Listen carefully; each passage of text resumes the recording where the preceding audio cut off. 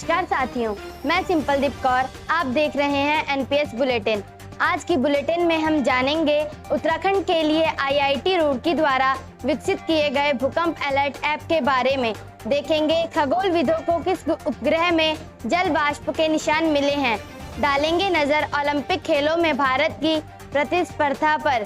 सुनेंगे कई और खबरें हमारे साथियों से। बढ़ते हैं हमारी टीम के साथ खबरों के सिलसिले की ओर।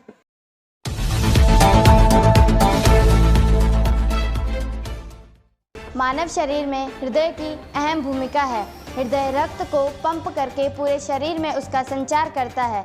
बदल रही भोजन की आदतें, धूम्रपान आदि से दिन ब दिन हृदय रोगियों की संख्या बढ़ती जा रही है। जानते हैं हार्ट फेलियर को नियंत्रित करने के लिए क्या कदम उठाया गया है। इस खबर को अपनी आवाज़ दे रही हैं साथी रिया और दीपिका। देश में पहली बार केरल के श्री चित्रा तिरुनल आयुर्विज्ञान संस्थान में जल्द ही एक हार्ट फेलियर बायोबैंक का उद्घाटन किया जाएगा। यह सुविधा ओपन हार्ट सर्जरी के दौरान प्राप्त रक्त, सीरम और ऊतक यानी टिश्यूज के नमूनों सहित जैव नमूनों को स्टोर करने के लिए है।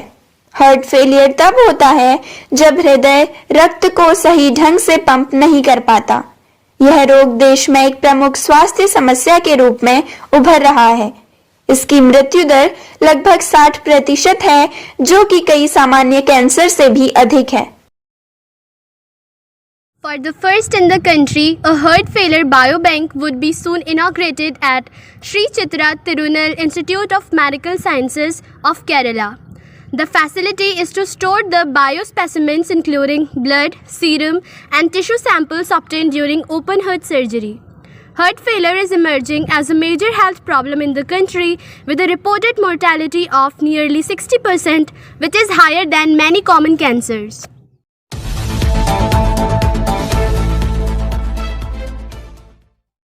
हम मनुष्य आसानी से संतुष्ट नहीं होते हैं, तभी तो हम हर पल अंतरिक्ष में भी अपना बसेरा जमाने की संभावनाएं खोजते फिरते हैं। यह हमारी जिज्ञासा है या लालच, कहना जरा मुश्किल है। हाल ही में खगोलविदों ने एक उपग्रह के वातावरण में जल वाष्प के निशान खोजे हैं।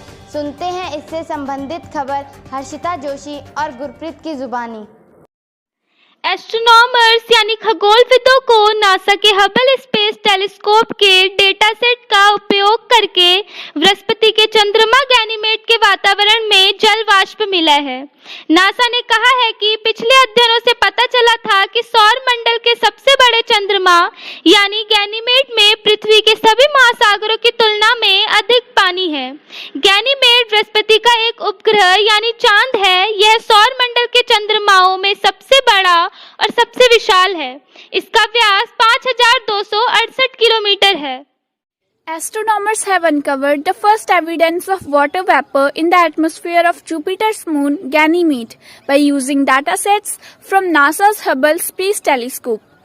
Previous studies have offered circumstantial evidence that Ganymede, the largest moon in the solar system, contains more water than all of Earth's ocean, NASA said. Ganymede is a satellite of Jupiter. It is the largest and most massive of the solar system's moon. It has a diameter of 5,268 kilometers.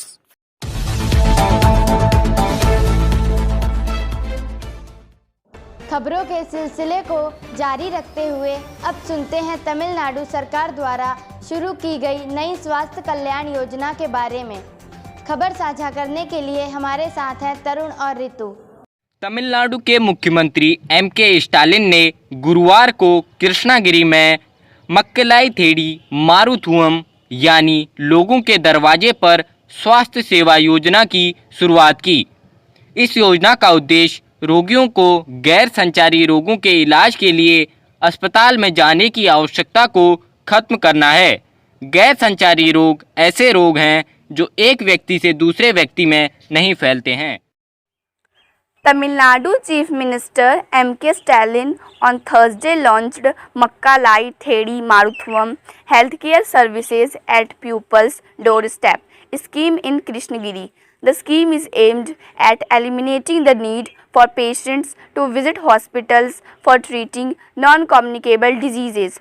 Non-communicable diseases are those kind of diseases that cannot spread from one person to another.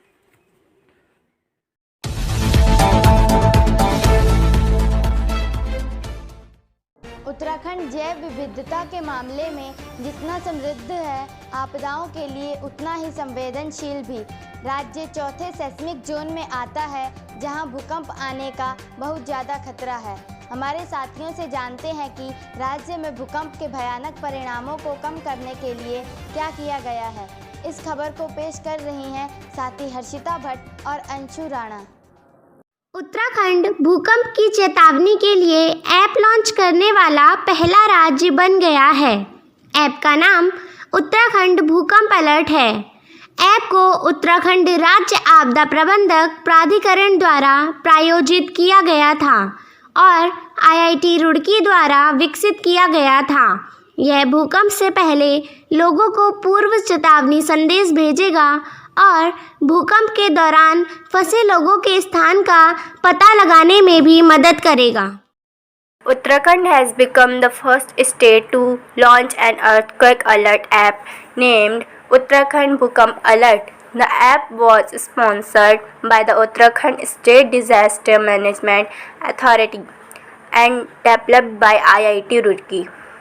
It will send early warning messages to people before the earthquake, and it will also help in tracing the location of the people who got stuck during the earthquake.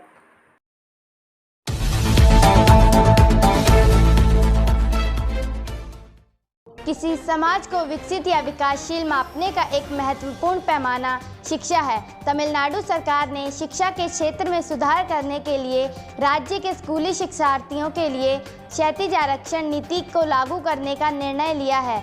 जानते हैं साथी अंशिका और बबीता से कि क्या है क्षैतिज आरक्षण नीति और यह किस तरह शिक्षा के क्षेत्र में समान अवसर की बात करती है। तमिलनाडु सरकार ने आने वाले शैक्षणिक वर्ष से इंजीनियरिंग, कृषि, पशु चिकित्सा और मत्स्य पालन कोर्स में प्रवेश के लिए सरकारी स्कूल के छात्रों के लिए 7.5% क्षैतिज आरक्षण यानी हॉरिजॉन्टल रिजर्वेशन शुरू करने का निर्णय लिया है। क्षैतिज आरक्षण का उद्देश्य महिलाओं, बुजुर्गों, ट्रांसजेंडर समुदाय, विकलांग व्यक्तियों आदि को समान अवसर प्रदान करना है। इसी तरह की आरक्षण नीति शैक्षणिक वर्ष 2020 और 2021 से मेडिकल प्रवेश में पहले से ही लागू की जा रही है। कैबिनेट ने कृषि के लिए अलग बजट पेश करने का भी निर्णय लिया है। Tamil Nadu government has decided to introduce 7.5% horizontal reservation for government school students in admission to engineering, agriculture, veterinary and fisheries courses from the coming academic year. Horizontal reservation refers to the equal opportunity provided to the beneficiaries such as women, veterans, the transgender community, individuals with disabilities, etc.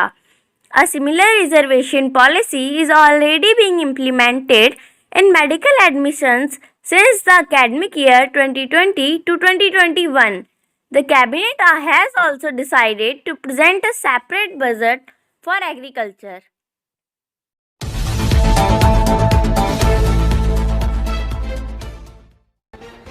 एक दौर था जब भारत में hockey का खूब प्रचलन था, लेकिन धीरे धीरे क्रिकेट ने देश के सबसे लोकप्रिय खेल के रूप में हॉकी की जगह ले ली। एक स्वर्णिम युग का अंत हो गया जब भारत विश्व भर में हॉकी खेल के कारण प्रसिद्ध हुआ करता था।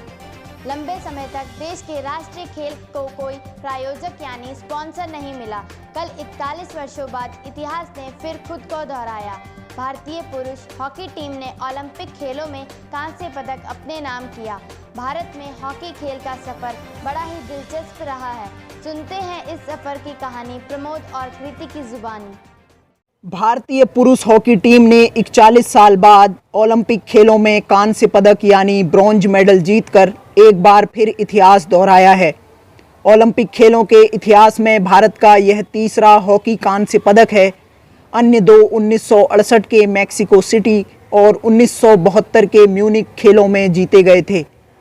1928 के एम्स्टर्डम खेलों में ओलंपिक में पहला कदम रखते हुए भारतीय हॉकी टीम ने एक भी गोल गंवाए बिना अपना पहला ओलंपिक स्वर्ण पदक जीता था।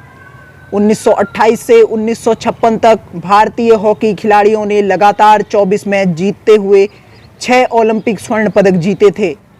यह भारतीय हॉकी का स्वर्णिम युग था जब भारत ने विश्व हॉकी में बड़े पैमाने पर कदम रखा और कुछ बेहतरीन खिलाड़ियों को जन्म दिया, जिनमें भारतीय हॉकी के कुछ महान और उत्कृष्ट खिलाड़ी मेजर ध्यानचंद, के.डी. सिंह, धनराज पिल्ले और दिलीप तिर्की रहे। हॉकी भारत का राष्ट्रीय खेल है, लेकिन लंबे समय से क्रिकेट ने देश के सबसे लोकप्रिय खेल के रूप में इसे पीछे छोड़ दिया है। Indian men's hockey team rewrote history as it claimed an Olympic medal after 41 years, defeating Germany by 5-4 to win the bronze medal. It is India's third hockey bronze medal in the history of the Olympics. The other two came in 1968 Mexico City and the 1972 Munich Games. Making its Olympic debut at the 1928 Amsterdam Games, Indian hockey team cruised home to its first Olympic gold without conceding a single goal. From 1928 to 1956, the Indian hockey juggernaut won 6 straight Olympic gold medals while winning 24 consecutive matches. This was the golden era of Indian hockey, where India loomed large in the world hockey and produced some of the finest players the game has ever seen. Some of the legendary and outstanding players of Indian hockey were Dhyanchand, K.D. Singh, Dhanraj Pillai and Dileep Tirki. Hockey is India's national sport but has long since been overtaken by cricket as the country's most popular game.